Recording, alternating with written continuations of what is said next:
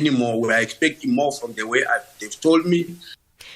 The funeral service of two children whose bodies were discovered in a shallow grave in Pinar, Mpumalanga is underway at the local church. The bodies of Peaceful Khoza and Junior Mabandla were exhumed last week. They were allegedly murdered by an 18-year-old suspect. 6-year-old Junior was reported missing for over a month, and 3-year-old Peaceful was reported missing last week Wednesday. A community search led them to the 18-year-old who pointed out the shallow grave where Peaceful was buried. He also told the community members that Junior was buried in another person's grave. The accused is in hospital under police guard. The Barkly Pass on the R58 between Barkly East and Kowa remains closed to traffic as it's still covered in a thick blanket of snow. Eastern Cape Transport spokesperson Unati Bingoshe says officers continue to monitor the situation at other high-lying roads in the province. He says vehicles stuck on the Barkly Pass will be rescued when conditions improve. Weather conditions all across the province make for a better reading today as compared to yesterday. No more gutsy winds and no more snowfalls. And all our mountain passes are open to traffic except for one, Barkly Pass. It has stopped snowing there, but it remains bitterly cold with a maximum temperature still in the single digits. I think it's a minimum of -5 and a maximum of 6 degrees Celsius. However, we believe that the snow will melt away during the course of the day, and that mountain pass will also be open to traffic. The mayoral committee member for human settlements in the city of Cape Town has pleaded with communities against illegal land invasions as the city cannot provide services in those areas. Carl Popheim says the areas are not suitable for human habitation. He says most of the flooded communities in this current inclement weather conditions are informal settlements. Where we find these disasters and this inclement weather to affect the most is in communities that are flood prone, that are low lying, and that have high flood plains. And so whether it is me or anyone else governing the city, we will never be able to deliver the services that are needed in those communities because of the terrain. So particularly for me as an MMC, it's to call on those who encourage land invasions illegally to stop. You are threatening people's lives, you are threatening people's livelihoods, and people deserve dignity where they reside. Further afield, and finally, a ranking Democratic Congressman, Adam Smith, is the latest party figure calling for U.S. President Joe Biden to step aside. The senior Democrat on the U.S. House Armed Services Committee says Biden is not the best person to carry the party's message to November's presidential election. He joins other Democrats expressing alarm at Biden's disastrous first debate performance against Donald Trump. The BBC's Peter Bowers has the details. The plotters so far have been individual members. They've chosen to speak out, no organised group as such. The latest, Representative Adam Smith, the highest-ranking Democrat on the House Armed Services Committee, the most senior Democrat to call for Mr Biden to go. He said it had become clear that he's not the best person to carry the Democratic message and that he thinks Kamala Harris would be much better, much stronger as a candidate. Recapping the top story, Health Minister Dr. Arun Motsoaledi has vowed to defend the national health insurance against any legal challenges. For SAFM News, I am Anne Musa. SAFM 104 to 107 nationwide, leading the conversation. In the heart of darkness, a beacon of light emerges. A brand new season is coming your way with your 2024 Miss South Africa Top 30. Hosted by our reigning queen, Miss South Africa, we embark on a transformative journey. Join us for the spectacular new season of Crown Chasers. Crown Chasers is back. Starts 29 June at 8:30 p.m. only on S3 Open Up. In South Africa, 1 in 5 children under the age of 13 is overweight or obese. Sign a petition to demand strong warning labels on unhealthy packaged food. And don't forget to catch the next episode of Chew on This at healer.org on Thursday, 27 June from 3 p.m. Young people tell us how big food companies are feeding them lies. The inaugural Standard Bank Business and Commercial Banking Conference will take place from 10 to 12 July 2024 in Cape Town under the theme Africa Unlocked, Unlocking Africa's Growth. Tune in to The Full Circle with Bridget Masinga and The National Pulse with Ashraf Garda to get insights from the conference. SAFM, leading the conversations that move us.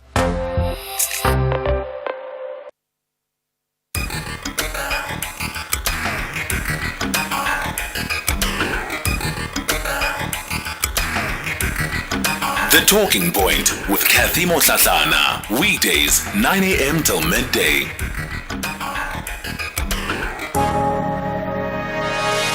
7 after 10 o'clock. Welcome to the second hour of the show. Of course, coming up later on this hour, we'll be getting into our finance segment with Brian Hirsch. Before we get into that, just before the 10 o'clock news, we received a call from Robert, and he represents landlords. This is those who provide student accommodation for NSFAS students. He was outside the NSFAS office and said that the officials there were refusing to meet with them. They, of course, have not been paid for months and are owed, we understand, to the tune of over R500 billion, so over 500 million that these landlords are owed.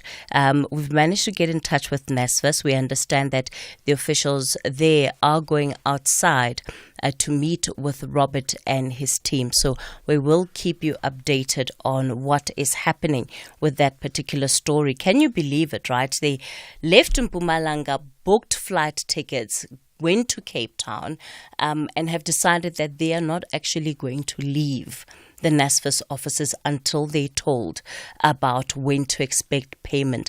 And what else can people do when they're not getting responses on email? They're being sent from pillar to post. So, Robert, good on you for you and the team that has decided to go on this journey and to demand that you actually paid your dues. And we'll get an update from NSFAS too about what the way forward in this particular case is going to be. So that's just a quick update there. All right, lots of your WhatsApp voice notes and messages, especially on why it is that people choose to not pay for services. We'll run through those. And then Brian is already seated. We'll get into the finance segment shortly. Good morning, Cathy.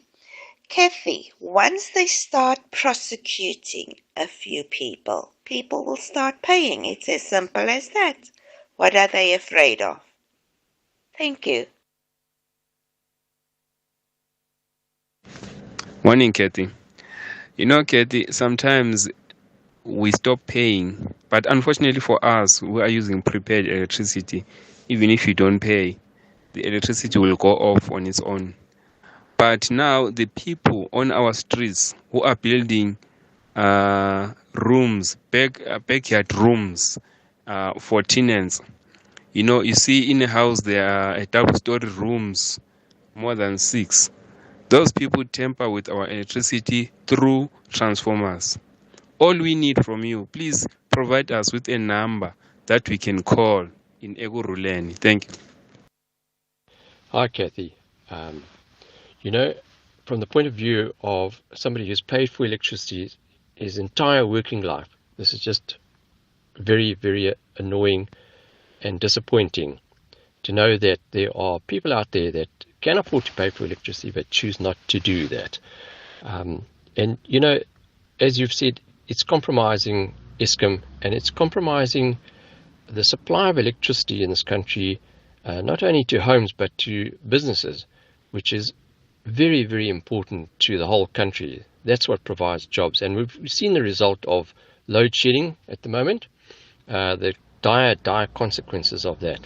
So my call is, please people, if you can pay for electricity, please do so. Thanks, Mike in Kabeja. Good morning, Cathy. In the 1960s, 70s and 80s, we were poor, but if we didn't pay our electricity account, it was cut off. There's no argument about it. And the same with the telephone line, because they were all, you know, no cell phones, the old-fashioned fixed lines. Same thing. If you didn't pay your telephone account, it was just cut off. And there were really no arguments about it. You just had to budget for your electricity and your telephone and pay your accounts. Cathy from Johannesburg. Good morning, Sis Cathy and SA listeners. This is Macho speaking. Sis Cathy, those government officials, the ministers who got the benefits from not paying the services, everything for them, their houses, their electricity, water and everything, it's automatically paid by our tax. But the ordinary citizen, those ministers that they cause them to be unemployed, they want them to pay. To pay with what? Let's face the status quo and the reality in South Africa. Majority of the people are not working. Even I'm not talking on behalf of those who can afford to pay and refuse to pay, or they don't just pay. But the ordinary citizen who they are not working, and those who receive grant, to expect them to pay electricity, the high food cost, higher transport cost. Let's face the reality. The ministers must pay because they earn millions every month. Hello, Cathy. I'm James Mela from Bloemfontein. You know what, Cathy? Why you ask people don't pay our services? You know, the problem was ANC. During the campaigns, they go around door to door and tell the people that they will get everything for free. Everything is mahala. If you vote ANC, you'll get water mahala, you get electricity mahala, houses mahala, everything is mahala from ANC. That political party, ANC, has destroyed our country. ANC is a problem. They promise the people everything for mahala. Thank you, Cathy. James Miller from Bloemfontein. The Talking Point with Cathy Mohlahlana. Weekdays, 9 a.m. till midday. Talking Finance with Brian Hirsch, making sense of your finance. All right, let's get straight then into our finance segment. Brian Hirsch, I thought you'd come into studio with blankets today, you know. I've got thermal underwear on. I mean, I'm really warm. I've got a little hot water bottle around here. I'm fine, don't worry. TMI, Brian. TMI. I did not need to know that. Where's your Basotho blanket? Do you have one? Plenty. Okay. So today, of course, we're going to continue with the cornerstones of financial planning. Yep. But before we get into it, we've got some questions to deal with from last week. I've got quite a lot of report backs. Let me first report back on government retail bonds. Okay. Interest rates have been cut by 1%. From 11.5%. So those that I've been suggesting get into a government retail bond, particularly if you're a pensioner and you're not paying tax. The cut rate has now dropped to 10.5%, which is good news simply because it indicates that long-term rates are coming down in anticipation of rates coming down in America during the course of the rest of this year and hopefully in South Africa. That would be good news. The second question that I was asked about a group of individuals who could not afford to pay for their exams and therefore could not qualify as financial advisors. I have spoken to an individual. His name is Brendan Gacy, has been on our program, and we would like to get more details. He's away for the next fortnight, and then please, I'll in 2 weeks' time, I'll give details of where you can send that information to. The third question... So Brian, just so that we're clear, because our listener had asked if there can be any support for people that have to take this exam, I believe it is. Look, we all have to pass this exam. It's the various exams to satisfy under FASE, which is the Financial Advisory and Intermediate Services Act, that we are capable and qualified to act in advising people with advice.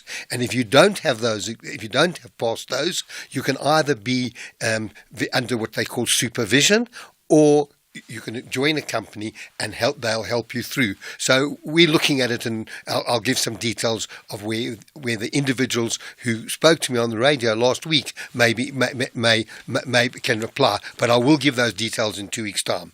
The next question I was asked is, what happens with UIF if you die? And I didn't know the answer to that question.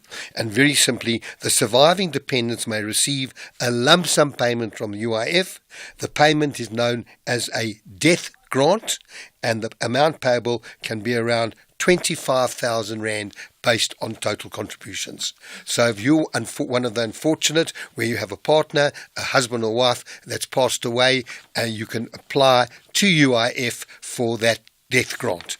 And then lastly, the question that I could not answer, I was dealing with wills and estate planning, is what happens if you can't sign a will? And many years ago you could sign an X. Well, it's a bit complex, but very simply, the will signed by testator by making of a mark or by some other person in the presence and by the direction of the testator, a commissioner of oaths certifies that he satisfied himself as to the identity of the testator and that he will so signed the will of the testator. He'll witness it. The will is signed in the presence of the Commissioner of Oaths in terms of subparagraphs, and if the testator dies after the will has been signed, in terms of a paragraph, it'll be valid. So you need to do it in front of a Commissioner of Oaths. Okay. All right. Thanks for that homework. I think as your teacher, I can, you've got... I've got red pen and, you've got a nice mark next to your name. At least for point number 1 of homework done. Don't I get a sucker? No, you don't. Have you not seen the economy lately? There's no money for suckers, free suckers. Okay. So, Brian, then we're going to continue with our series on financial planning. We've touched on, I think, half of it so far, haven't we? We've done estate planning. That's all. And trust? No. Trust fell under estate planning, and you asked me to do it. Oh, yes, We've still got investment, retirement, and tax planning. Okay. So let me say this to you. We dealt with estate planning, which deals with long-term life insurance, protection for loved ones, having liquidity for death duties. We touched on trust because that does form part of estate planning. This morning we're going to deal with investment planning, and then that leaves tax planning and retirement planning out, and that's what makes up a financial plan. So let me first say the biggest contributor. Before you get into investment planning, let me take this break and then we'll start off nicely on the other side of this. What's up, good people? It's Bulela Podisa, the girl from next door that you can call friend. This is Deal or No Deal Celebrity. Catch us every Saturday at 6 p.m. Yeah, we can do this. It's been a long time coming. This deserves to grow. It's a great business. If they don't like it, someone else will. And fund me so I can expand. Maybe I can offer them shares. I need to retain equity for staff. It's going to be good for recruitment. Yeah. Possible begins with that one great idea. When Telkom enables entrepreneurs to make their ingenuity a reality, we grow local economies. Telkom. Possible begins here. EFC is live this Thursday. One of the greatest mixed martial artists of Africa returns to the World Sports Betting Arena. Iga Smiley Kabesa has cemented his legacy in the record books as the Continental GOAT. Now he puts his lightweight title on the line against Humphrey King Cobra Malinga. EFC 115 live this Thursday. Watch it on SABC Sport Channel and DTT Channel 4 from 7 p.m. Brought to you by SABC Sport.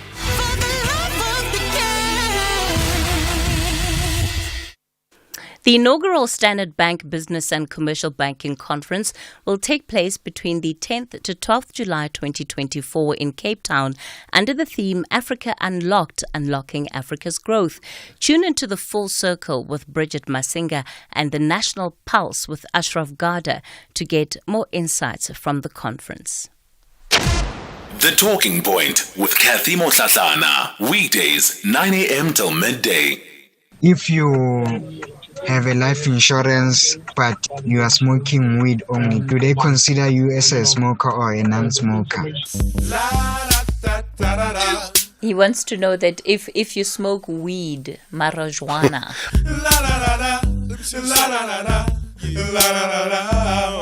But I can tell you, if you tell the insurance company, I don't smoke, but I smoke weed and marijuana, I think they may either load you or decline you. I know why, man? Yeah, hey, 'cause I'm high.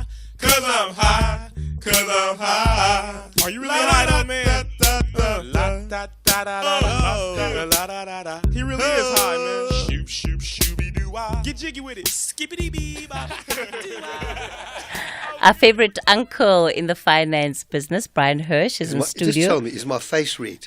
No, isn't it? It's too cold for your face to be red. I blush every time I hear it. At least we don't get to see today, Brian. So let's get then into investment planning. We're talking investment planning today. Okay. So for starters, let me say the biggest contributor to people failing is fear and greed.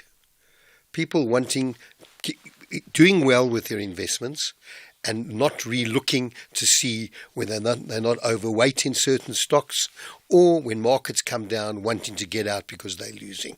So I just want to use 3 examples. The first example is an engagement ring. Get engaged, beautiful ring, get a lovely valuation, try and sell it the next day, see what you'll get for it. The second happens to be a property. Buy a property, pay transfer fees, move into the property, try and sell it the next day. You won't make money. And the third is start a business. Open your business and then try and sell it the next day. You're not going to make money. So the first rule of investing comes from the word growth. And I'll give you each letter is a mnemonic for a particular word. If you want to create growth, that's the G. You need to take some risk. That's the R. And then going further back is the W. You want to create relative wealth because each person's wealth is very differently defined.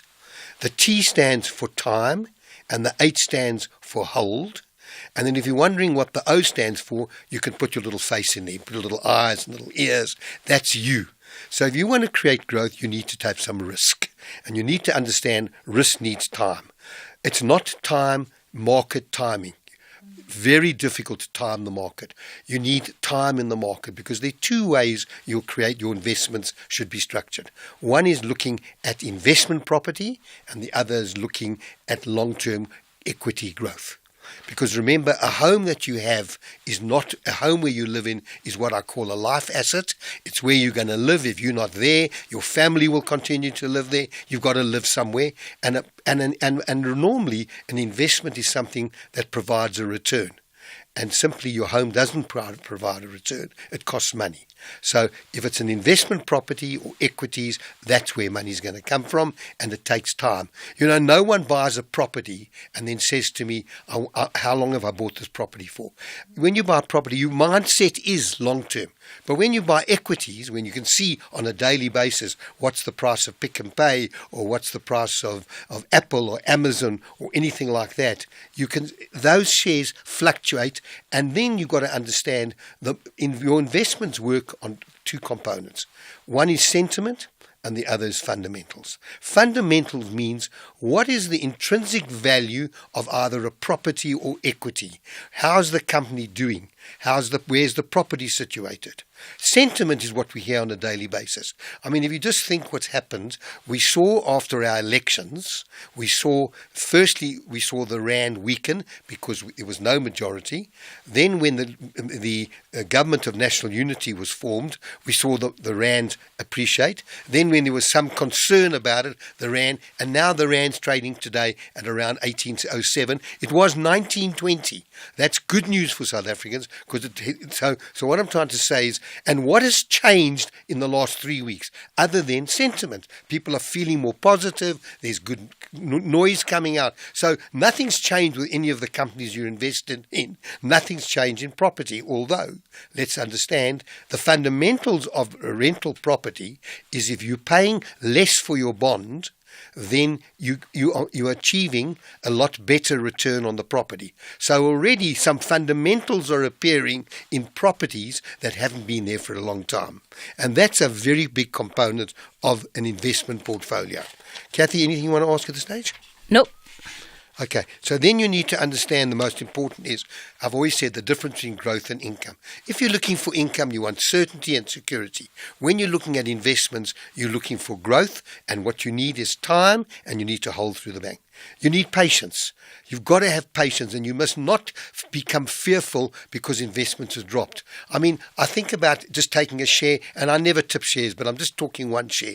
We saw Pick and Pay. I mean, Pick and Pay's value dropped 70%. We saw Pick and Pay when there was a change in executives. We saw Pick and Pay down at 17. Rand. We then saw it up to 21, back to 17. It's now trading at 27 Rand because confidence is appearing that something is good. You need to also understand the most important thing is how tax efficient are your investments. And that's where I spoke about income generating assets, which are taxable, whereas growth assets are taxed at a much lower rate because any growth that you make, you pay capital gains tax. And capital gains tax, in most instances, is a lot lower than income tax. The type of investments you can invest in, cash and deposits and money markets are not investments. They're a good place to save money and to get income. But where you start looking at investments, you look at property trusts, you look at endowment policy, you look very much at equities and the Signia and the Satrix type investments. So there's all different investments. Let me just give you an example. If you had invested from 2003 to 2008 in the market, and you'd been in the market for that 5-year period, if you'd been in the market from day one, you would have achieved 14% return. If you'd been out of the market 30 days, so you'd made a decision to come out of the market for 30 days, you would have achieved 4%. If you'd missed the best 30 days. Now, who can predict the best 30 days? That's why you need to stay invested. From 2010 to 2015, again, the same 5-year period, if you've been in the market for the full 5 period, you would have achieved 11% return. And if you'd been out of the market the best 30 days, you would have achieved a minus 4% return. That's horrific. So people trying to time the market and get into investments. Investments are the cornerstone of what's going to create long-term growth and going to create relative wealth. You've emphasized, Brian, quite a lot on time, that growth needs time.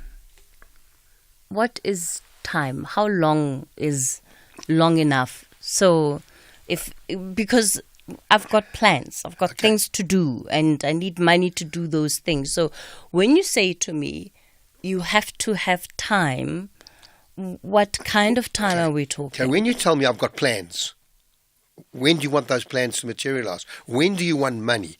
Because if you've got plans, I'm saying, if you've got plans, you want to put a deposit on a house, you want to buy a car, you've got educational costs, you've got all different things. That type of money, you want certainty and security. You don't want to plan and then suddenly find that you've lost 20% of your money when the plans need to be now realized. So I say investments of minimum 5 years and longer, and that you mustn't hone in. You know, let me say this to you. I've always wondered why, and has anyone wondered why people who run the Comrades get to the stadium and then can't get round the field? Because they set their targets. They didn't set the target on the finishing line. Their finishing line was getting to the stadium. And as you know, that last 20 kilometers you're running in the Comrades, you're just running on memory. So investments, don't set your time for investments. Don't say, I'm investing today and in 5 years. It may be 5.5 years. It may be 6 years. So you need time on your side. But anything, I would say, upwards of 5 years, 10 years definitely, 15 years no doubt. And so when people are saving for pensions, you certainly want, if you're a 40-year-old and you think about retiring at 60, you don't want to be in conservative investments. You need to be in growth investments because you've got a 20-year time horizon. Okay. So you need to have a plan. When do you want these assets to around about mature, that you can use them? And that is what you need to do. You need to understand setting the target. We're talking investment planning today in our finance segment. We're going to continue the conversation with Brian. It's 10:30, time for your latest news headlines. Good morning. In the headlines, the Gauteng Department of Education says the online application process for the 2025 academic year goes live on Thursday, the 11th of this month. The online application, launched in 2015, is only for the Grade 1 and Grade 8 applicants. Health Minister Dr. Aaron Motsoaledi has vowed to defend the national health insurance against any legal challenges. The Health Act, signed in May this year, has received widespread opposition from various sectors of society, including the private healthcare sector. And the Eastern Cape Department of Agriculture has dispatched teams to assess the damage caused by veld fires that scorched large parts of land in the eastern half of the province. I'll have details on these and other stories at 11. Taking a look at your markets this morning, the rand is currently trading at 18 rand 08 to the dollar, 23 rand 14 to the pound, and 19 rand 56 to the euro. Markets in Asia extended gains at the closing bell. The JSE mainly lower in mid-morning trade. Markets in Europe are mainly weaker this hour. Gold is trading at $2,358, platinum $1,001 per ounce. The price of Brent crude oil is at $85.47 a barrel. The Talking Point with Cathy Mohlahlana. Weekdays, 9 a.m. till midday. Talking Finance with Brian Hirsch, making sense of your finance. We're looking at investment planning, and Brian says investment planning is all about growth. You have to watch your risk. You want to create wealth. You need time, and it's all about you, right? When exactly do you want to see some of your investments then maturing? We'll be taking your calls on 086 000 2032 is the number to dial. On the WhatsApp voice note line, 0614 104 107. So, Brian, what is the difference? And you say this quite often, where you talk about, if we are talking investment planning, we're looking at, your unit trusts. You've got to keep it in there for at least 5 years. Where do shares come into all of this? Because we also have a lot of platforms that are offering people, the opportunity of buying shares, invest in shares now, and, it's a good investment is how it's often sold. So how do we distinguish between what is solid investment for growth versus maybe taking a chance and timing the market and getting into perhaps what some of the semantics of investment financing as we know it to be today, and getting caught up in that? Cathy, there's a big difference between investing and trading. Trading, the traders trade every day. They buy shares in the morning hoping to sell in the afternoon or tomorrow. They track trends, positions. They look at graphs. They look at all information. They're traders, and that's how they make money. But trading is a risk. I mean, you can lose money as well, and you've got to sit in front of a screen. A unit trust is made up of shares. I mean, you get all different types of unit trusts. You can get income unit trusts. You can get bond unit trusts. You can get money market unit trusts. There's something like 2,000 unit trusts, and there are only 200 or 300 shares. So the different fund managers will pick different shares. Some of them will be local. Some may be mining. Some may be financial. Some may be industrial. Some may be technology. And you need to determine how much risk you want to take. So let me say this to you. We talk about the ABC, the triangle of investing. A being aggressive, B being balanced, B conservative. You can be aggressive in your equities by being only in technology. And at the moment, we talk about the Magnificent Seven. There's a bit more. There are 10 top stocks in the world that are growing at the moment. As a matter of fact, let me share this with you. If you'd been invested in the last 6 months in the NASDAQ, you would have achieved a return of 17% out of 10 shares. And if you'd been invested in the other 495 shares, which is the S&P, let's say the S&P 500, you'd have achieved no growth. So 495 shares did nothing. So you need to determine how, A, being aggressive, do you want to be? And the younger people like to be in all the new world type industries, the drugs, the weight loss drugs, technology, the luxury goods, the pay systems, the MasterCards, the American Express, the companies like FedEx, who today everyone's buying online, so you've got to transport goods. And then you go to what we call balanced, and you'll have some technology and some others. And then you can go very conservative. You can go into equities, quality equities that pay good dividends, that are never going to shoot the lights out, but they're certainly going to beat inflation. So you need to determine what your time horizon is. And let me say this to you. If you're aggressive, Cathy, you need more time horizon, because there are going to be days that markets are going to disappoint. On Friday, the American companies start reporting on second quarter, and the two banks Citibank, and I just can't think of the other one, will be reporting. And over the next 3 weeks, the technology companies will be reporting, the luxury goods will be reporting, all the companies. If, for example, any of those companies disappoint the market, so analysts are expecting company A to do 10% and company A only does 7%, or company A's chief executive, financial officer give a dismal report for the next 3 months, that share can come off 20%. So you've got to understand that investing is long term, and I even like to even think about longer, 5 to 7 years, because there's always going to be some times that during that 5 to 7 years that markets are going to be down. So if you hold, you've got patience. That's also the word I used. If you hold and you've got patience, you will recover, because if you look at any graph, big diversion in the graph between ups and downs. But if you look at the graph over a long period of time, you'll only see every time the market goes to a high. At the moment, the S&P and NASDAQ have been hitting new highs every single day. Brian, you touch on the luxury goods market, and it is a booming and thriving market, right? And these days, some people buy a very expensive pair of shoes or even a bag and say, well, actually, it's an investment because I know that it's not going to lose its value. Is that, in fact, the case? Are luxury goods an investment, or should they be an investment of choice? Well, I think luxury goods should be an investment of choice. And, I mean, you see so many people selling luxury goods, second-hand luxury goods today. But the company that makes and distributes, Louis Vuitton, for example, where people are buying, and there are lots of wealthy people throughout the world who are buying. I mean, one of the top stocks in the world where people will be amazed is Ferrari. And not everyone can own a Ferrari. Few people can own a Ferrari. But just to give an example, they sold out their production until 2028. Every Ferrari that's produced is sold.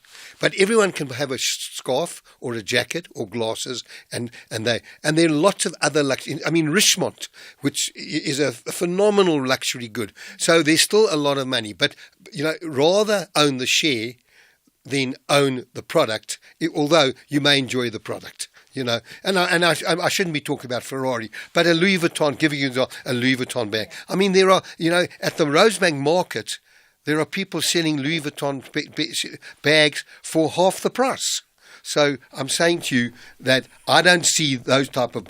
Cathy, do you think a Louis Vuitton bag appreciates in value? But there's no Louis Vuitton bag that's half the price. Then it's not a real Louis Vuitton. It's just a Louis. Cathy, it is real. It is real. Because where do people who have the fortunate to buy that type of handbag, where can they sell it on? They're going to sell it. They're now tired of it. They want to buy a new one. So they want to trade it in, or they want to sell it. Where are they going to get more than what they paid? Now, there are other alternative investments, wine, whiskey, art, and that's in a different space in investing. So investing, that's very specific. Coins. I wonder, I haven't heard people... Coins as in the Krugerrands and associated others, yeah. And then I'm thinking about stamps. I haven't heard much about stamps in recent years. But there are a lot of philanthropists trading stamps. But it's probably a limited market. Okay. All right. Well, interesting to know nonetheless. But you're saying it's better to have shares in those companies than to own the actual bags. Yeah. So let me give you an example. The banks in South Africa are paying more in dividends than you're getting after tax in interest. More in dividends with potential upside over the long term versus... And I'm not suggesting people come out of their bank accounts and buy shares. I'm just making the comment that is where I talk about conservative shares, where you can get a good dividend income and get long-term growth. Okay. Brian, I'm going to start bringing in our listeners now. We've got quite a few questions that have been lined up for you. We'll kick it off on the WhatsApp line with some of the questions that have come through. Thank you, Brian. After I heard you talking about the will, I realized that my will was not reflecting my purpose. I did not have anybody as a trustee. Only Sanlam was the trustee. So I have amended my will so that I can have somebody I trust and I know that he will have the best interest of the family when I'm gone. Thank you for that. I never would have realized that only the company would have, made the final decision. So thank you for that. And Josie, Blackstone. Hi, morning, Cathy. It's Boo here, Vereniging. I would like to check with Brian. I don't know if your program is in line with what I would want to ask. But I would like to check with Brian if is it possible that I can recover money that my mother invested with Pem Bank. It must have been around early 80s, 1980s, 81, 82, 83. So is it possible now that I can check with Nedbank, since Pem Bank was incorporated by Nedbank? I'd like to check with him if it's possible that I can check with that money and I can get it. Thank you. Well, let me answer that question. Certainly, there's always been unclaimed benefits when these the building site is converted into listed companies, and there's a trail. They keep records of this information, and certainly, again, if my producer could please take your phone number down, I'll get details from you and see whether I can help. I don't promise, but I will try. All right. Thanks for that, Brian. Let me go to Fana in Cathy, will we have that? Because it was a voice message, will we have the phone number? I'm sure the person will also get in touch. Okay. Often they'll do that. They'll just send a message. Fana, you are in Pietermaritzburg. Good morning. Morning, Cathy. Hi. And morning to Mr. Hirsch. I just have a question. I built a home in a land that's owned by a mission, which is a church. So the church has the title deed, but we don't have a title deed for our plot. Put a home, and I went the whole 9 yards. Got a architect, qualified builder, qualified plumber, qualified electrician. We did everything by the book. We kept all the receipts. But I'm having a problem trying to get my house insured. So when I call these companies, they just say, no, we do not insure those type of homes. So I don't know if Mr. Hirsch can help me in... Okay. Hi, Fana. It looks like we've lost you on the line there, but Brian? I can't, I don't know exactly where this home is, but I mean, I think of my own retired maid who lives somewhere in the homelands in Saibi. We've got the property insured. What we don't have covered, we have cover against fire. We don't have water damage as cover. That's an exclusion. So you can get some cover, but again, I'll need to get more details. I'm going to give you my number: 011 880 4888. 011 880 4888. Send me the details, leave a message on my line. I'll investigate and get more details from you. I won't be able to have an answer this morning on radio. Vic in Pretoria wants to know, Brian, what is your opinion on Easy Equities? Are they reliable? Can they be trusted? Well, Easy Equities is a platform. I mean, you're going to be buying shares. It's not about Easy Equities. They are registered. Check with the JSE, Johannesburg Stock Exchange, to see whether Easy Equities is a registered company. They are, I do know, but just please check everything. And then you're going to be buying, it's a platform allowing you to buy shares. The problem is you've got to now select the shares.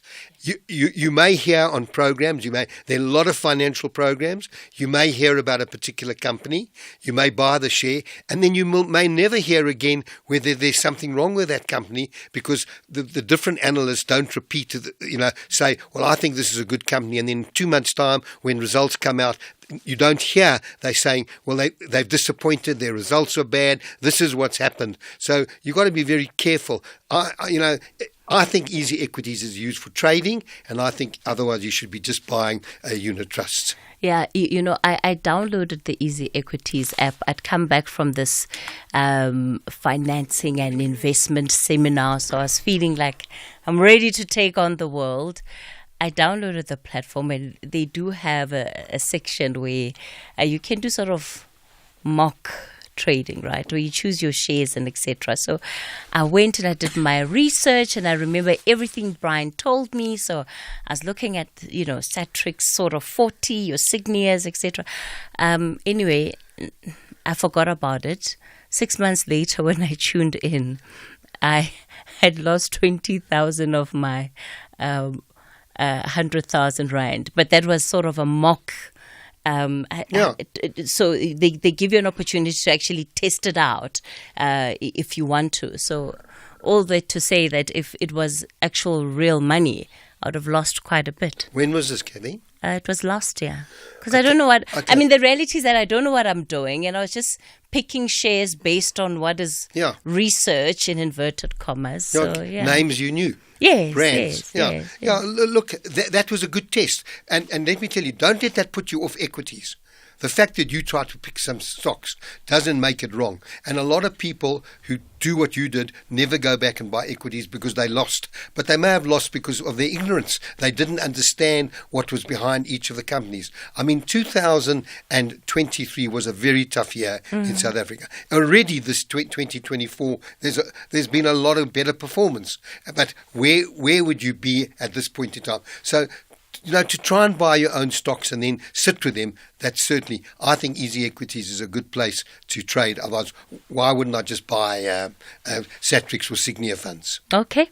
Joseph, you're out in Kagiso. Good morning. Good morning, ma'am. Yes.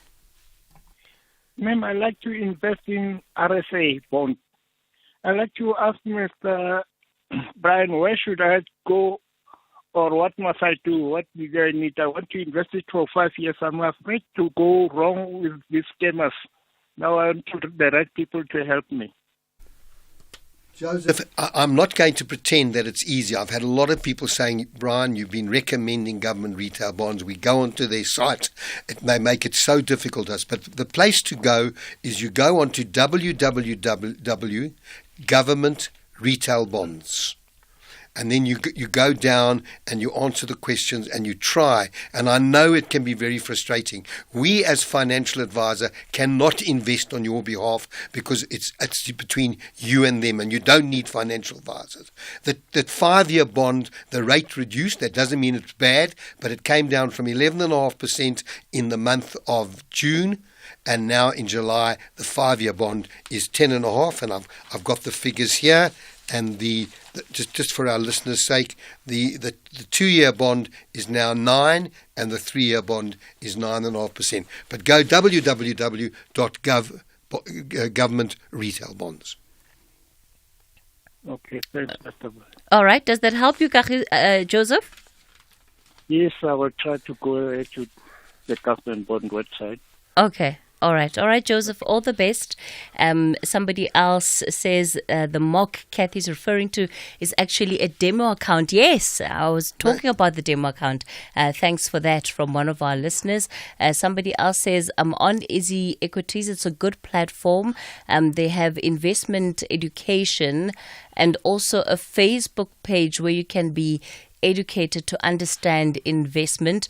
Sorry, Cathy, you need diversity to balance your portfolio. That's Brian Mabaya from Protea Glen. Brian, just a point there. Yes, you do need experience and you need to know how to trade.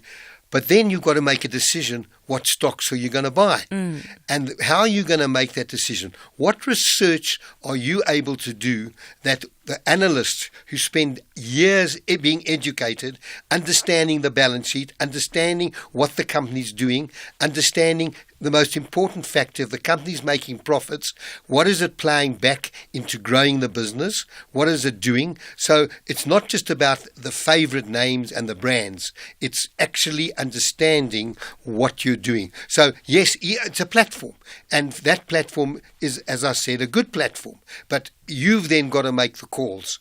And then you've got to make the calls. And, you can't just sit and hold.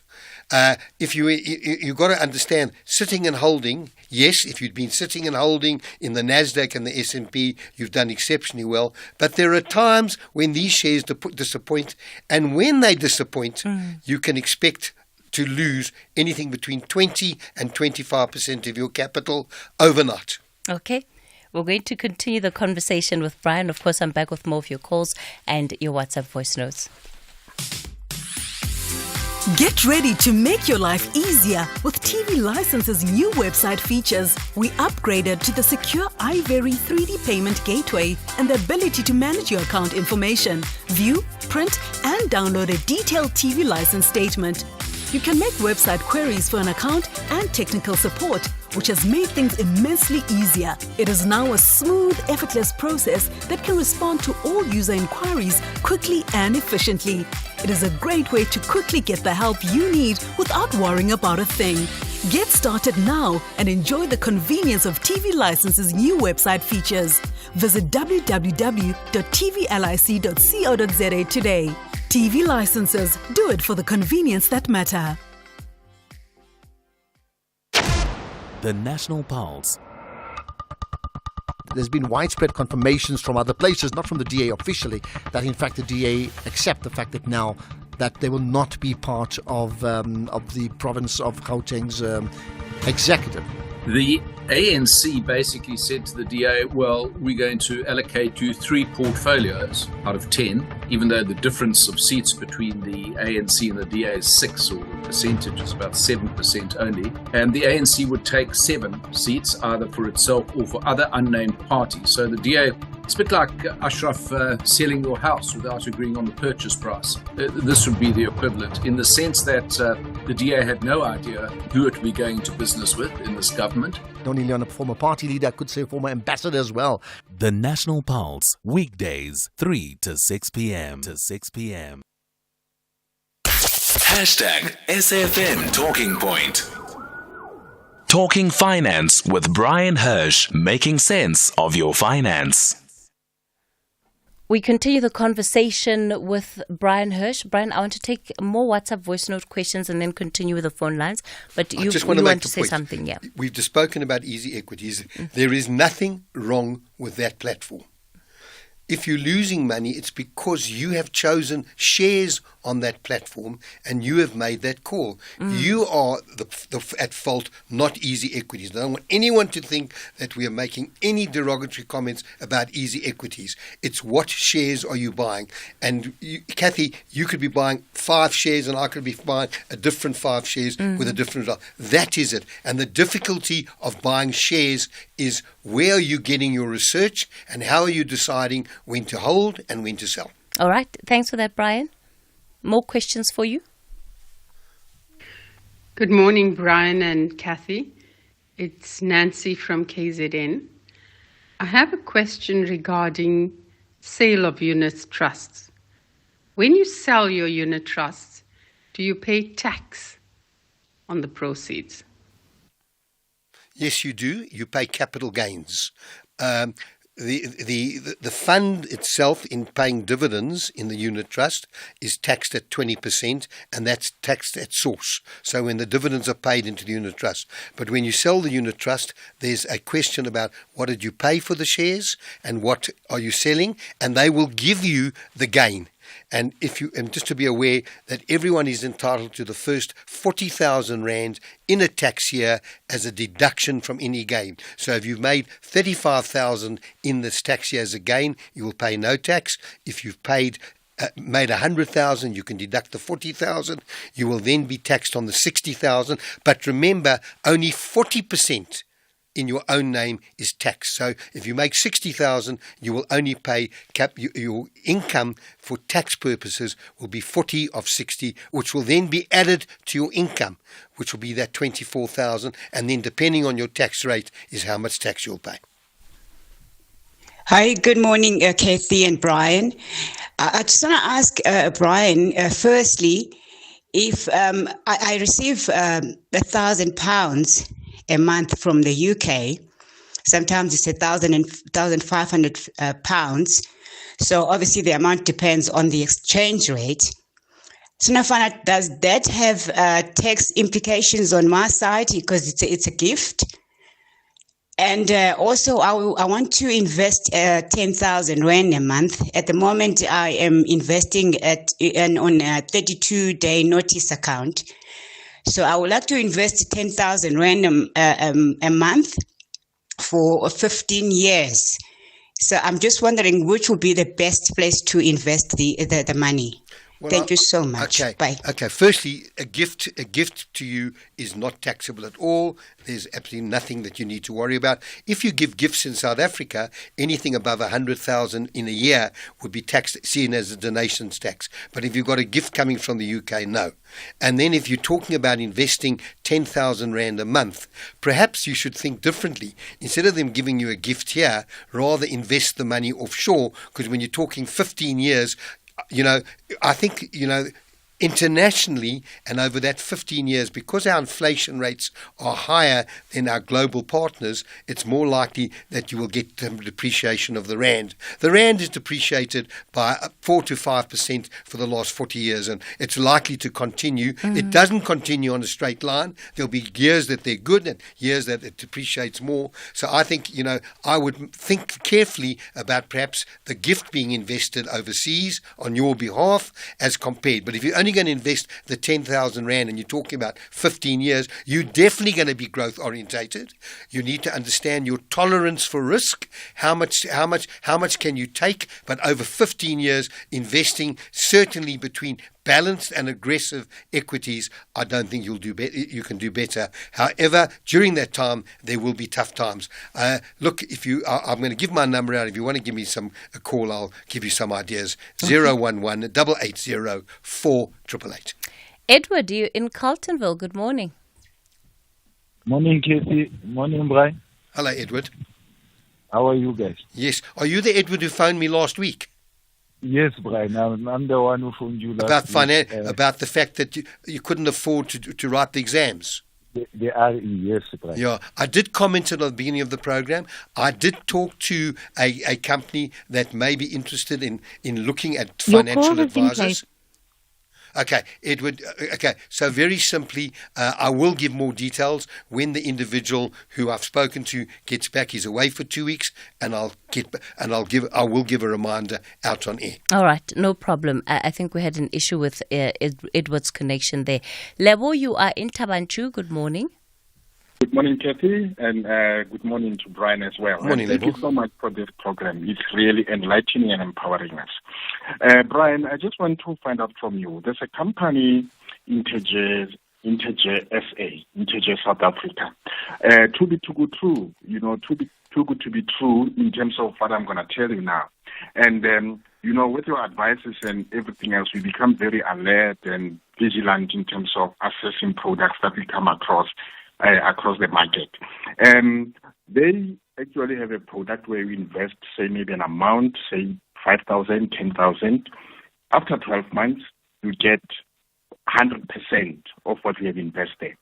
There's an additional amount of about 3,000 bucks for administration and so on. So if you do 13,000, you are guaranteed that after 12 months, you will definitely get 1,000 rands per month for the period that we have invested.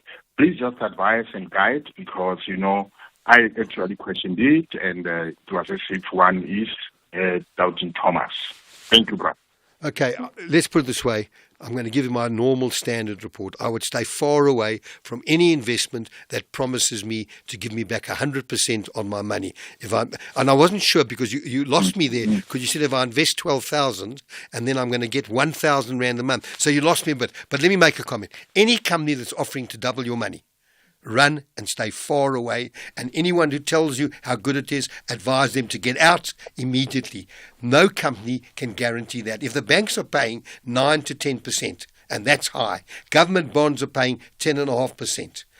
Really, where can you get 100% of your money? Stay away. Yeah, but also, Lebo, if you first have to invest for 12 months and then they're going to give you your money back, what's the difference between that and putting it in a savings account and then withdrawing your money every month?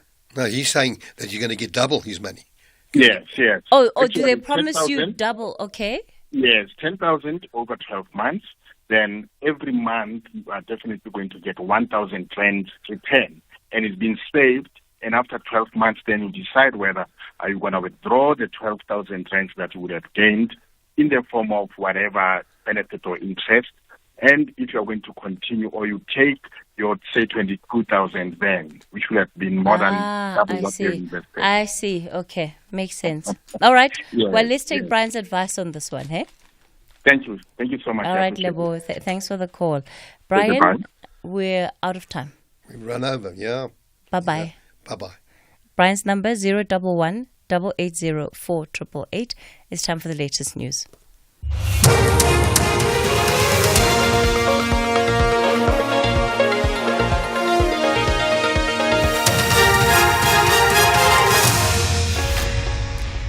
In our top stories, Gauteng online school admissions application dates announced and Mapisa Ngakula appears in court on alleged corruption charges. Good morning. The Gauteng Department of Education says the online application process for the 2025 academic year goes live on Thursday, the 11th of this month. The online application, launched in 2015, is only for the Grade 1 and Grade 8 applicants. Gauteng Education MEC Cathy Mohlahlana addressed the media this morning at Noordwijk Secondary School in Midrand. The application process will close on the 12th of August this year. The corruption case of former National Assembly Speaker Nosiviwe Mapisa Ngakula will be heard in the High Court in Pretoria on the 16th of October. The case will then go through pre-trial proceedings until it's ready for trial. Mapisa Ngakula this morning made a brief appearance before the Pretoria Magistrates Court, where an indictment was served. The former speaker is accused of soliciting 4 million rand in bribes from a defence contractor during her tenure as defence minister. She faces 12 counts of corruption and 1 of money laundering. Magistrate Vuzumusi Mahlangu. In terms of Section 75 1C of the Criminal Procedure Act, the matter is therefore referred to the North Gauteng High Court, otherwise known as Pretoria High Court, for summary trial. That will be on the 16th of October 2024. You are currently on bail. Your bail is extended on the condition that at 9:30 on the 16th of October 2024, you appear at the Pretoria or North Gauteng High Court and your remaining attendance. The Balobedu Royal Council is expected to interdict MultiChoice and producer Duma Kandlovu from broadcasting the Queen Mujaji drama series at the Pretoria High Court this morning. The argument is that the Balobedu Royal Council was never consulted on the production of the series. Meanwhile, the Mujaji Royal Council, however, say they've been consulted and have given MultiChoice the go-ahead. Simpiwe Mabena reports. The two councils are on opposing sides on who should ascend the throne. It is believed that the throne is Princess Masalanabo's birthright, while Mujaji Council wants Prince Lekukela to take over. The Balobedu Royal Council says they interdict so that their norms, cultural practices and customs are not misinterpreted. The show is expected to be aired on Sunday. Health Minister Dr. Aaron Motsoaledi has vowed to defend the national health insurance against any legal challenges. Motsoaledi was the health minister in the 4th and 5th administrations. He has returned to the department with the 7th administration. The Health Act signed in May this year has received widespread opposition from various sectors of society, including the private healthcare sector. Motsoaledi says while the health department has won the first court challenge against union solidarity, they expect more cases to be brought before the courts.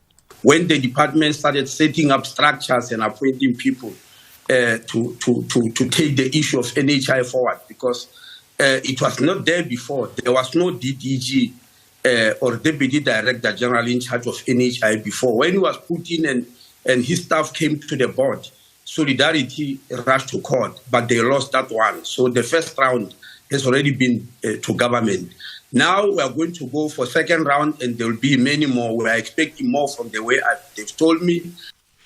The Eastern Cape Department of Agriculture has dispatched teams to assess the damage caused by veld fires that scorched large parts of land in the eastern half of the province. Sheep farmers in the Kumbu area suffered huge losses, with at least 180 sheep killed in a fire that swept through the area. The fires were driven by strong winds that accompanied the cold fronts moving across the country. The farmers are appealing for help as feed for the animals were destroyed. A fire also razed more than 10 households, leaving 2 people injured. Further afield, Russian officials say a fire broke out at a power substation in the Rostov region bordering Ukraine after overnight drone attacks. The regional governor says Russian air defense systems had intercepted a number of Ukrainian drones. It comes after Russia's broad missile attack on Ukraine killed more than 30 people, including children, at a hospital and injured nearly 200 others. The BBC's Steve Rosenberg has the details.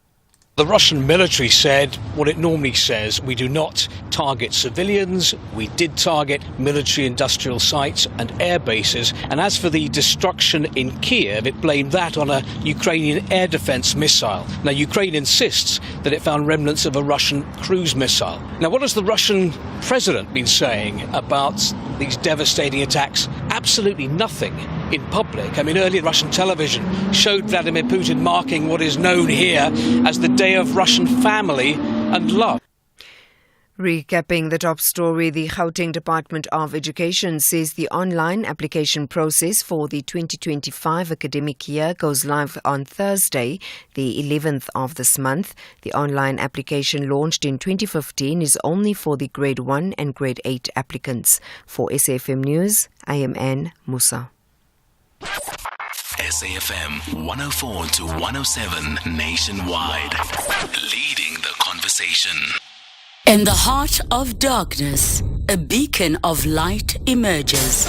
A brand new season is coming your way with your 2024 Miss South Africa Top 30. Hosted by our reigning queen, Miss South Africa, we embark on a transformative journey.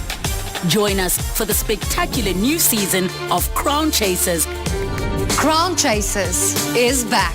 Starts 29 June at 8:30 p.m. only on S3 Open Up.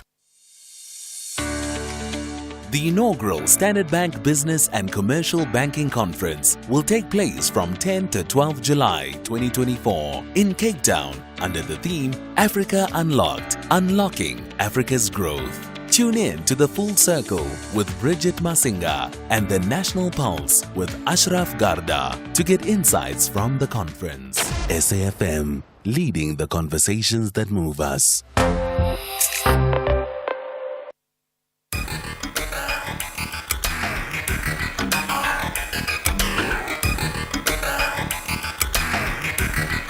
The Talking Point with Cathy Mohlahlana. Weekdays, 9 a.m. till midday.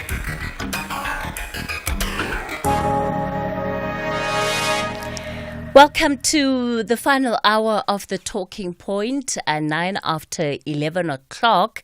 And of course, I'm Cathy Mohlahlana, still with you until midday. Thank you for all of you getting involved, participating. In the previous segment, our finance segment. We know how much you guys love it, so we'll have Brian back in studio with us again next week. So to wrap up then our conversation today, we're going to be focusing on what is happening elsewhere on the continent. It's something I think we don't do often enough, and we get stuck in our own little hole of what is happening in South Africa and South Africa's drama and who's the minister of this and who's the minister of that. And then we bring our head up and suddenly there's disintegration in West Africa. ECOWAS is falling apart.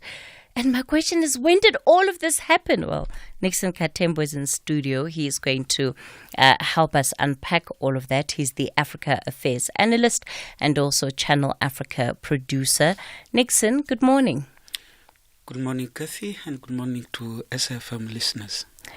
So, one certainly didn't expect that we would wake up to news of ECOWAS disintegrating.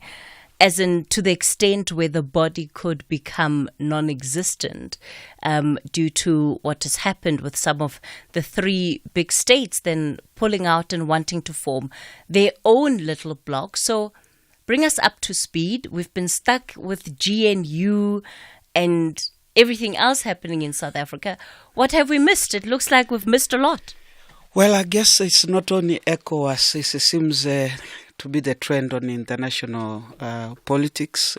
One look at Europe and what is happening there in the aftermath of the war between Russia and Ukraine, which is cascading then to our continent in terms of geopolitical nature of world economy.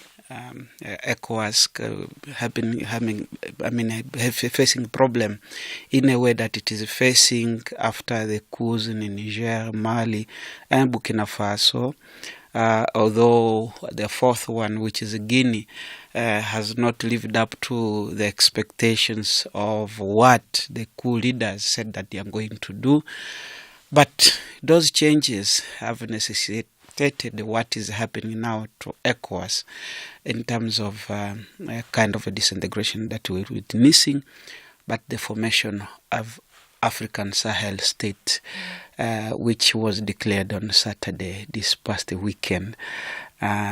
It's very intriguing on how it is going to develop, how it's going to be managed, and how it's going to cascade in the rest of the region, particularly informing the political and economic ties that have existed over the years, but now new forces emerging in the region, bringing up to speed on what is happening in terms of geopolitics in those countries and the likely impact that is going to have on the remaining countries.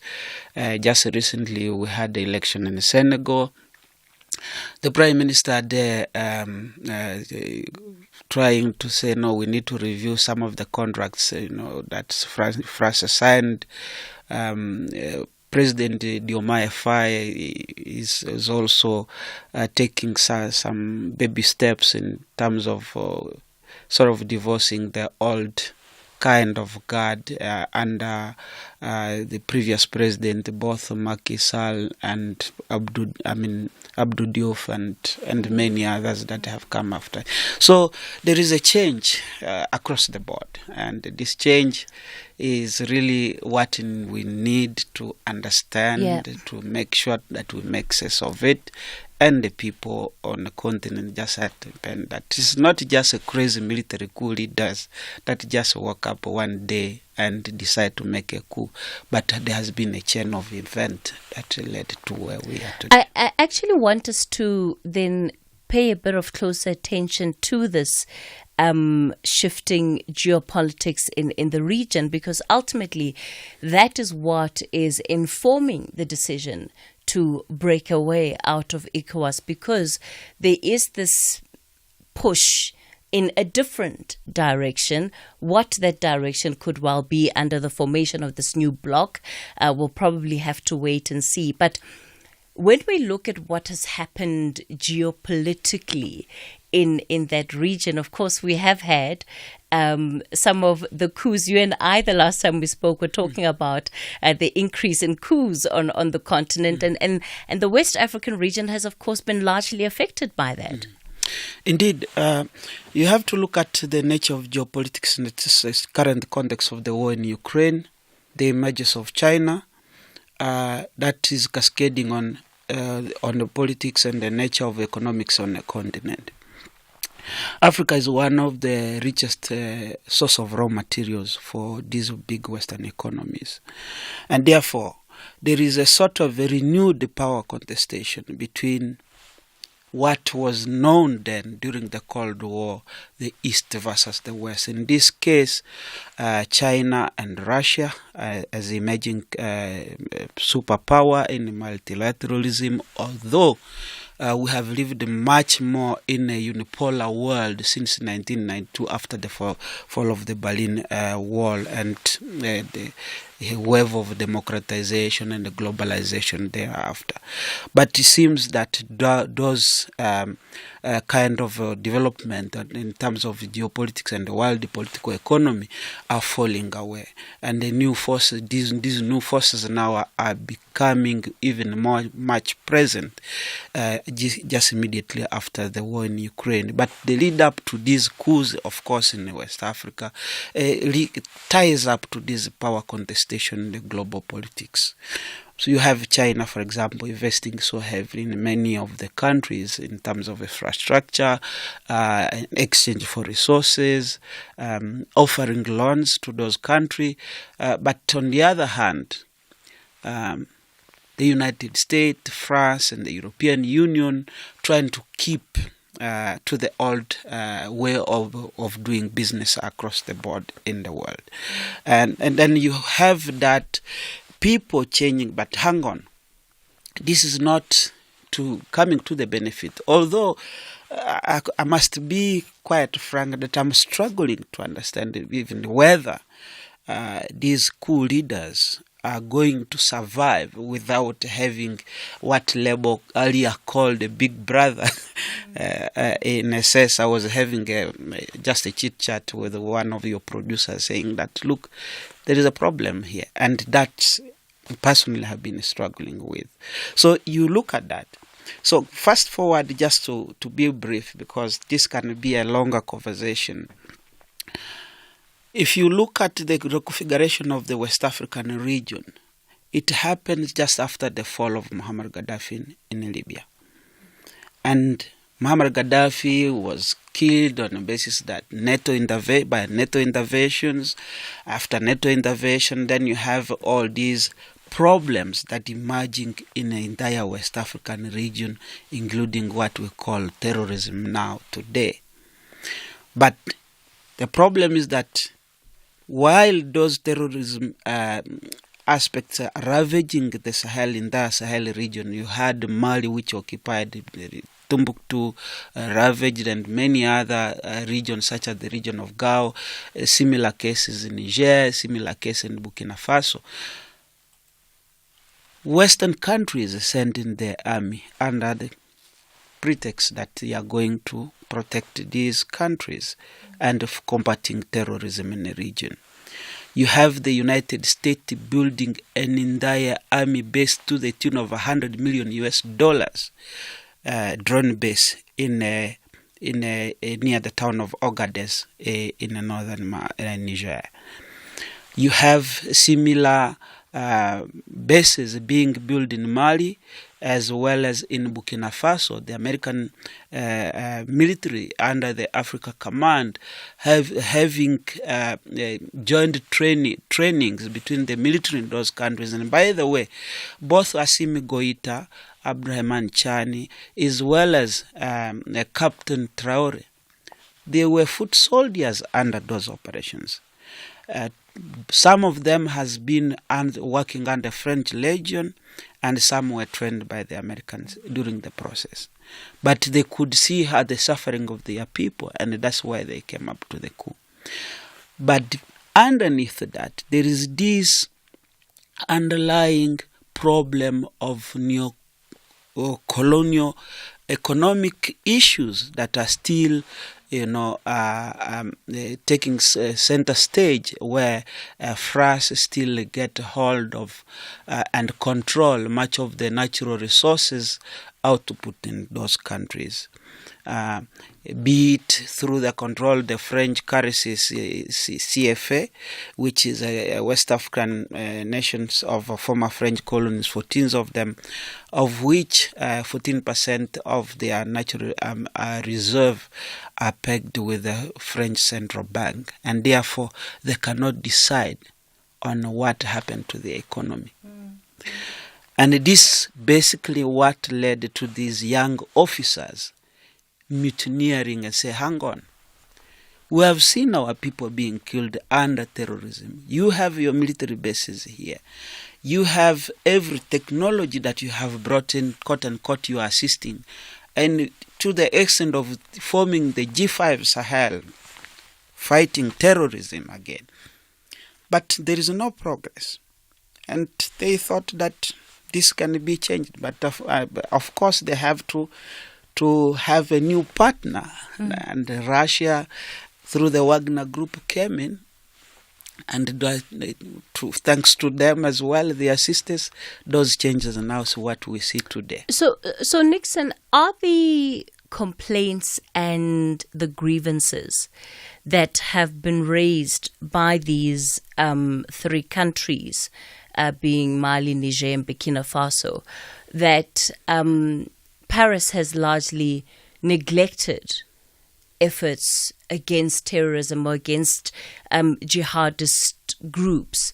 Are those complaints legitimate complaints? Do the French have a case to answer to when it comes to how they've been supporting those efforts? It's not only NATO. It's not only French, it's the entire NATO conglomerate. Because they had armies. The Germans have had their armies there under the UN mandate. Sweden had their military there. The Danish were there. Both of them failed. And there is no justification whatsoever that an entire NATO military machinery was there to help those nations, but without a little progress. Instead, what we saw, even terrorists becoming even more bolder and bolder day by day. And this, I think, the reason why the claim under which these leaders have said that, no, you are not helping us in anything. On top of the old claim of economic exploitation, as I said, neo-colonialism of a special type in terms of pegging the carries of those countries to the French economy. Those are grievances that have taken over the years. Leaders, for example, who try to fight such grievances and take the first to task, the likes of Thomas Sankara, you know what happened to them. You know what happened to the likes of Modibo Keita of Mali, and many Sekou Touré in Guinea, for example, who the French, when they were leaving, they destroyed everything that they ever built in that country during colonialism. And these are issues that we do not remind ourselves as African, that hang on. This has happened, but what do we do? Often than not, we talk about issues of governance on a continent and the responsibility of our leaders. Yes, they have a responsibility to take us and lead the country according to the aspiration of the people, but the structure within which they operate, we don't often question them. So Nixon, if we had to go to the source of the instability then, because it sounds to me that perhaps part of what is happening is that you just have a switching of allegiances or a switching of alliances in the region. But that doesn't necessarily then solve the problem of instability, which is part of why groups such as ECOWAS were formed, have been somewhat effective in bringing some level of stability, because it creates a platform for countries to come, you sit, they discuss, there's a level of accountability. I remember, I think after the coup in Niger, where ECOWAS was the one responsible for imposing sanctions on how the change of power actually took place. So the point is that yes, we can judge the effectiveness of these groups, but having an ECOWAS may be better than having nothing at all that doesn't perhaps cater for all the states in the region. I think the point here, Cathy, is that to what extent ECOWAS has managed to stabilize the region, if that is the case, both economically or politically or otherwise, and to whose interest that political and economic union as ECOWAS is serving. We know that for the status quo, for some of us who have been reading research-related articles and producing the region, that most of these government under ECOWAS are puppet government, by the way. They still have to respond to the puppet masters in Paris, in London, in Washington. And this, I think, the real problem here, that we are quick to say, okay, the economic community is working so well, is doing this, but look at what is happening in Nigeria. Over than 10 years, the Chibok girl should be an example to us. If ECOWAS was so effective, why are the Chibok girls? Have they returned? Look at what is happening in Cameroon. So the examples are many across.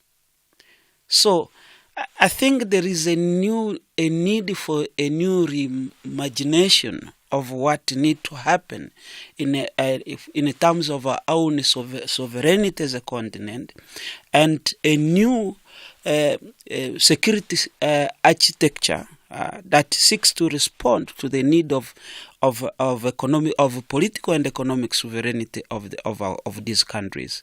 And I think, in as much as you have said our issue about changing masters, but I think there is a level of understanding that you do what you need to do, but we're not going to interfere in your affairs. Unlike the previous masters who would say, we're going to train your army, we're going to train you in the basis of this type of special military doctrine, we're going to allow you to buy a special type of weapons, you cannot buy this type of weapons, or you can trade this way, you cannot trade this way.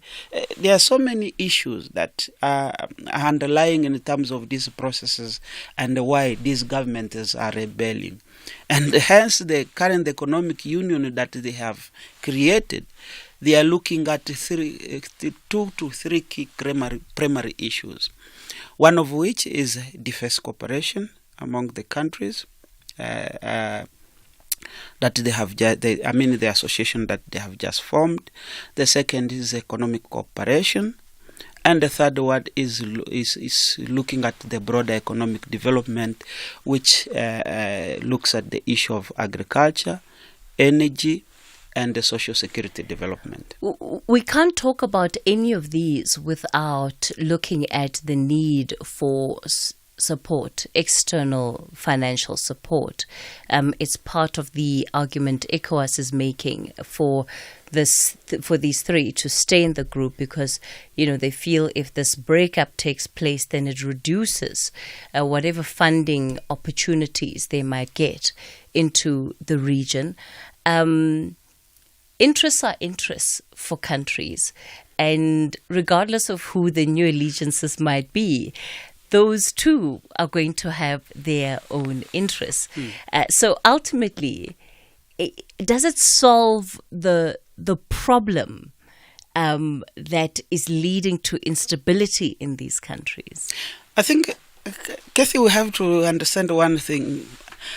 They always say that there is nothing that bring a team together like a common enemy. And in this case, I will flip it around to say there is nothing that is more interesting that to bring countries together like a common aspiration and a common ideal and a vision for development. And that's my starting point in terms of responding to your argument, whether this is going to help. Let's look at in the previous few years, the last few to 3 years that the coup has happened. To the World Bank's own admission and the IMF, both countries, Burkina Faso, Niger, and Mali, have grown respectively in terms of real nominal GDP and economics by both above 4% in Burkina Faso, 5% in Mali, and 6.3% in Niger. How do you attribute that if these countries are up to something that is not good under those military juntas. Okay, we're going to have to pause it there. We continue with the conversation in a moment. I'll also take your contributions. You can send your voice notes on 0614 104 107. It's 11:30.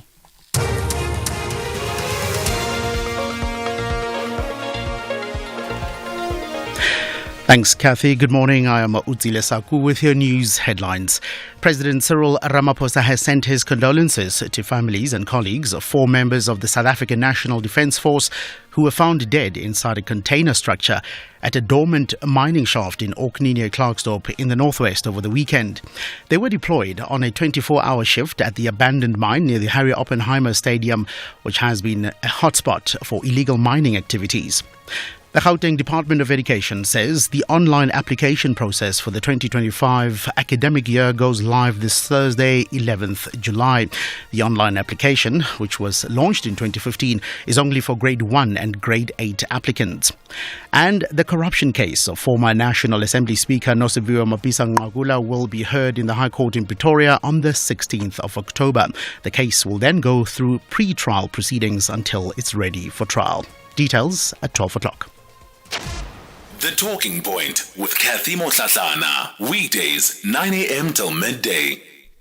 We're in conversation with Nixon Katembu. He's our Africa Affairs analyst and Channel Africa producer. We're talking about the disintegration of ECOWAS following the threat by Burkina Faso, Mali and Niger, who have basically been formalizing their breakaway union and are threatening effectively to pull out of ECOWAS in pursuit of their own now economic bloc.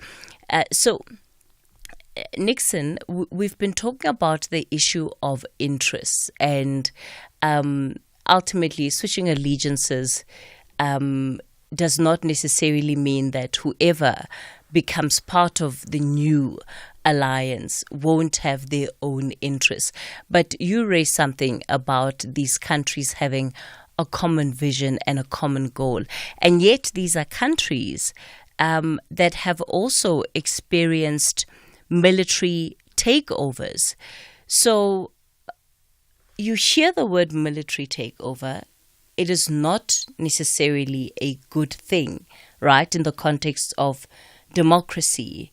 But yet, you then see the positioning of these countries and how they believe that these military coups were necessary for there to be some level of progress, of development, because you, in many effects, also had your dictator types that have been in charge for years and years. It becomes so a bit difficult to talk about military takeover and do not talk about the history of military coup. And I was reading a very interesting book by Simon Mann after his famous coup attempted coup in Guinea-Bissau and how he was arrested in Harare. He painted the picture that every military coups here, they already companies lining up, Western companies, British companies, American companies, even the government ordering these kind of a special type of armies, which are not. And the CIA, American Central Intelligence Agency, has been good at fomenting coups. We don't talk about that. But when a coups happen in our countries, on the continent, we are quick to condemn the leaders who drove the coup, not realizing about. And why I'm bringing this is relevant to the current conversation in the context of what happened in West Africa. That here you have like the coup led by Mamadou Doumbouya in Guinea. It happens after the president there trying to change the constitution and so on. But the real contestation was about the discovery of iron ore in a mountain Simantu. having been given to a Chinese company 98% stake, and kicking out Australian mining company which have interest with the Americans. But this is a power contestation until the American had to sweet talk these coup leaders, and today you don't hear any of those Western leaders talking about Mamadou Doumbouya. But on the contrary, because those in West Africa, the likes of Ibrahim Traore, Abdurrahman Chani, and Assimi Goïta in Mali, they are not going along with these Western players and taking another alternative route that they feel at least is a win-win for their economies. Then we start demonizing them because they are not towing the line of what is the economic structures in world politics. So Nixon, when you talk about the CIA fomenting coups, what are the examples where that has happened? In the DRC, my own country, you know how Lumumba was killed. In Guatemala, read about how the likes of Kwame Nkrumah was killed. In fact, many other that we don't want to open a can of worms here. But Cathy, for these particular discussions, and I don't want us to digress into some of the issues, you look at, for example, the coup leaders here in West Africa, and particularly for these countries that we are discussing about. Niger, for example, they said that they are going to put a moratorium on all exports of minerals through state companies. And what was the reason? To renegotiate the market price under which those resources from Niger has been sold out by French companies in the international markets. One of which is the uranium. The uranium which is produced in Niger and feeding energy production, nuclear energy production in France. Today you hear that France is likely to have their own load shedding during this summer Olympic in Paris. Why? Because they have been seriously knocked out at the source from Niger and many other changing dynamics within the region. Nixon, we've got quite a number of our listeners that also want to contribute to this conversation. I'll kick it off with a couple of voice notes and then we'll also take some callers. Good morning, Cathy, and your guest and SAFM listeners. Cathy, you don't know how jealous we are, us as Zimbabweans, about what's happening in Niger, Mali, and Burkina Faso. Those countries are doing very exceptionally well. For us Zimbabweans, we are very much in pain because of South Africa. We voted MDC into power in 2008, and Thabo Mbeki came and brokered the deal which brought back Mugabe. At this moment again, we had elections last year, which were rigged, and South Africa, through Cyril Ramaphosa, condoned that, and he rubber-stamped those election results as right. We don't know. People are dying in Zimbabwe. Murdered since last year. People are going missing. But so we don't know if there is life which is more important than the other. We see South Africa is concentrated on what's happening in Palestine than in Zimbabwe, which is their neighbor. Hi, Cathy. Please, could you ask your guest why Africa is so different? Vietnam was colonized by the French, destroyed by the Americans, yet its economy is growing today. Singapore was a colonized swamp. Look at where it is today. India, colonized by the English, now the third biggest economy in the world.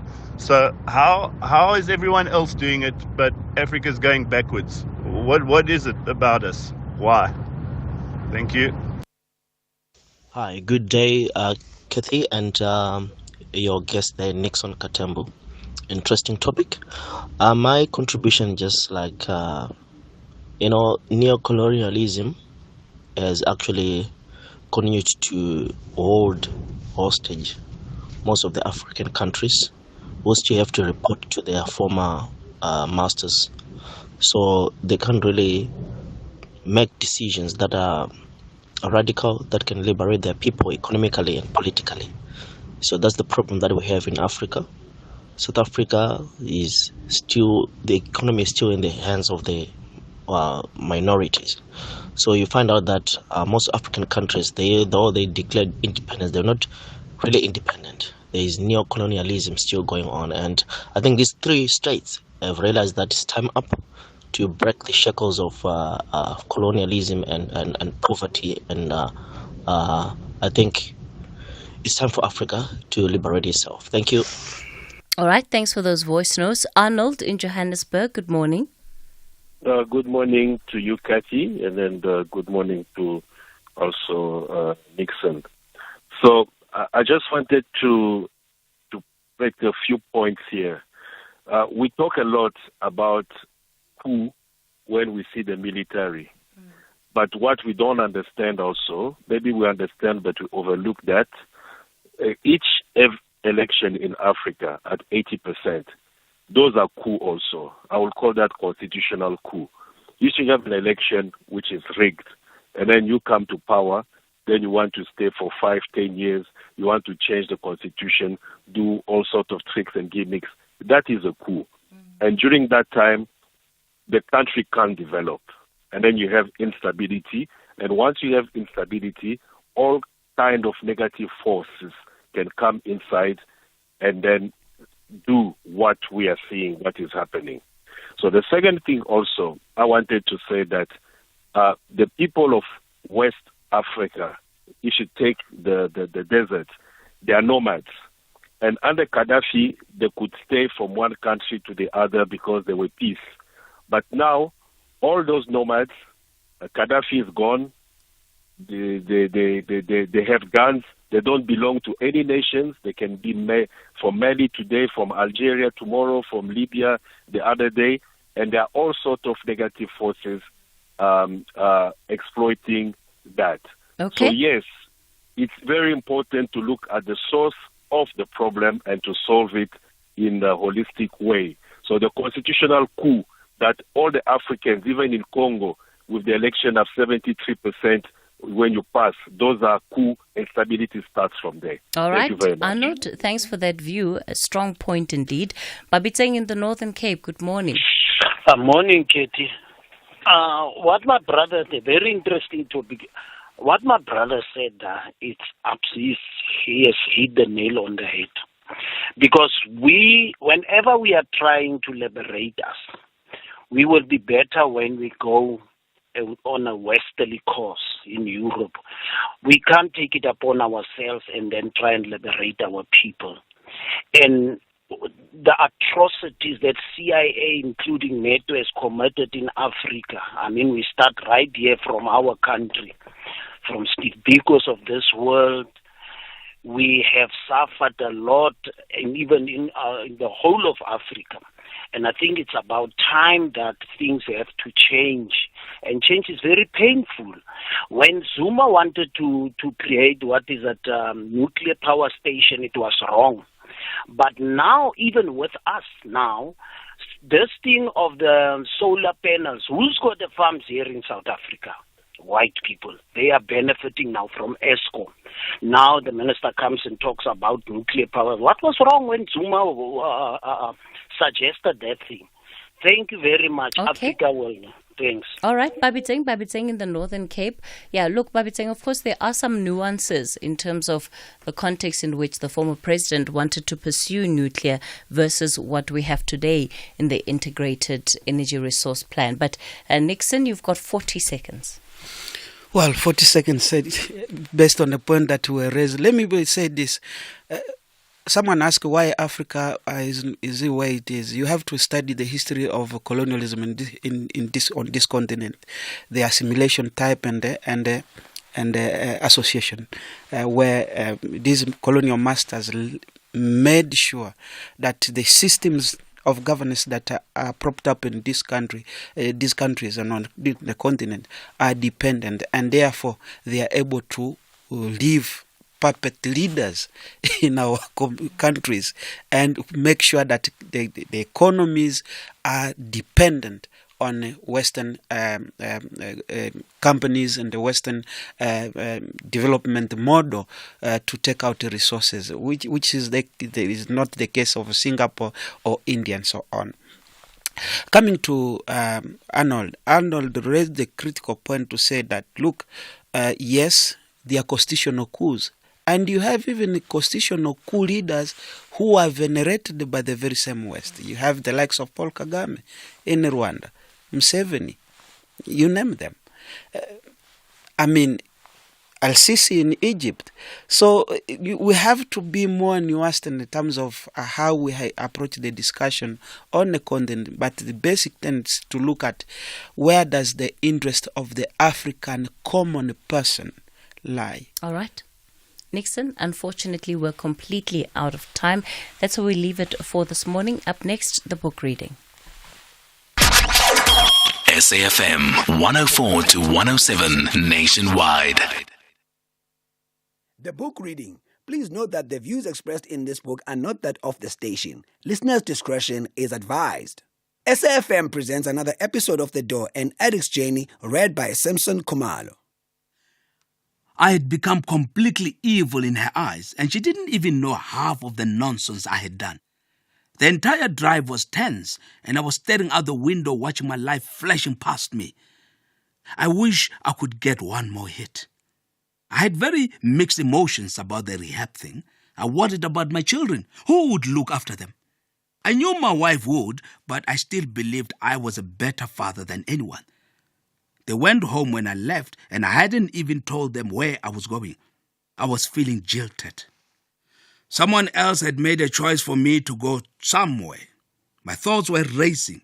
It's my life, my home. I should go back. I don't need permission from anyone, especially my wife, on how to live my life. But I had made a promise to Hugh and Lebo, and I intended to keep it, even though I wasn't really convinced it was the right thing to do. I wasn't going to break my word. Not to brag Hugh for crying out loud. He was my mentor. He beat addiction after many years of being a cocaine addict. I still hadn't quite hit rock bottom yet. I was living in my own world, and I was all right to continue on the path of destruction, even though I didn't see it that way. When I checked in, I was given a room, but not my own room. Addicts aren't allowed to be by themselves. I was given a schedule of eating times, therapy sessions, and so on. Then I was given a tour of the facility. It was like a hotel or a hostel, really. It had beautiful gardens and lots of places to sit and reflect on your current miserable life. So this was rehab. Not such a bad place. I figured I could hang there. I was really tired, and the medical practitioners gave me some medication. I slept most of the first day. I guessed I needed a break from all the paranoia that was haunting me, even inside the facility. At least I was safe and was causing no more harm to myself. I got hit with a long list of rules, though. Do I need this? I thought to myself. Why couldn't they just leave me to do my thing? Not even in prison do you get such rules. It was almost like they gave you a time when you could go to the toilet. I guess they just didn't trust addicts, and probably the only thing an addict can understand after living a ruleless life is rules. Get some order in their system and routine. I had forgotten all the rules of common courtesy, and I was a law unto myself. This place wouldn't tolerate waywardness. I decided to try to chill and see what would come out of it. My first therapy session was a huge struggle. How was I going to open myself up to someone completely different from me? White Nohal? It was going to be a tough battle.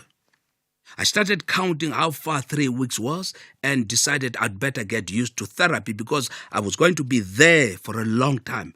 I had to just take it on the chin. My body was exhausted from all the using, and I needed to focus in this God-forsaken place. There wasn't much to do except eat, take some meds, sleep, and do the program. I was a patient. There were a few blacks there that I could relate to, but addiction knows no bounds and certainly doesn't discriminate. There were all kinds of people in the facility. I mean, there were some wealthy, spoiled brats that you could tell never had to lift a finger in their dear lives to do anything. Daddy or mommy always covered everything. There were young and old, rich and poor, and then there was me. I learned about various diseases and addictions, and it was priceless. I kept mostly to myself that first week. I really flew under the radar and did what I was asked, even though I was still arrogant and self-centered. It was going to take more than just 3 weeks to get me sorted. In reality, I wasn't doing this recovery thing for me anyway. I was doing it for my wife, for Hugh, and my children. So many voices told me I was bad, but I wasn't ready to accept that. It was not my truth. It was someone else's. I had not come on my own volition. I'd been coerced to go. I was there for them and not for me. Who said I needed help? I was fine until all this. Then I got stuck in a part-time prison. In the state I was in, I really didn't believe rehab was the solution. I saw it as a waste of money. I simply wasn't ready. I still had a bit of addiction in me. I wish that there were no consequences for drinking or taking drugs, just like drinking water.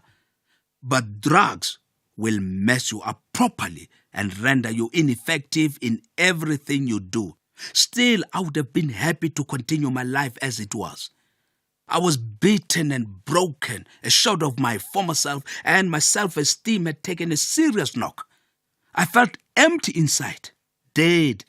Not only had I taken a beating on the outside, looking all frail and thin, I was even worse inside. I was in a state of hopelessness. My thoughts raged between wanting to escape and wanting this recovery thing to work. I wasn't allowed to have a phone, so I couldn't call my kids to check on them, and this was really getting to me. I also didn't want to break any rules because I was paying a lot of money to be there, and I wanted to get my money's worth. But this was what white people did, sitting in front of a counselor spilling their guts. I didn't want to subject myself to such nonsense. It was difficult to accept their